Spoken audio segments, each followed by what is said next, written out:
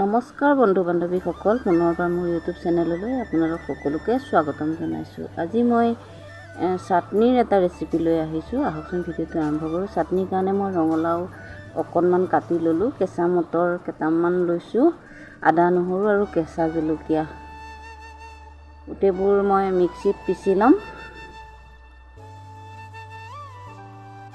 অকণমান জ্বলা বেছিকৈ দিব লাগে, চাটনি তেতিয়া খাই ভাল লাগে।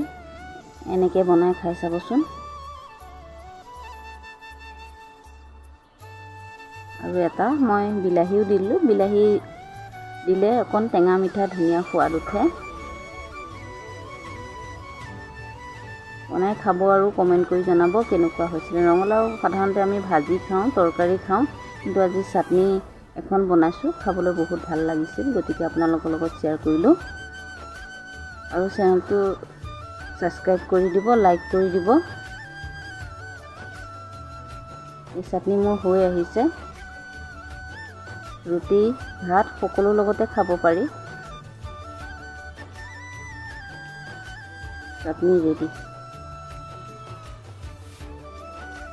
খাই চাব, খাই কৰি জনাব কেনেকুৱা হৈছিলে।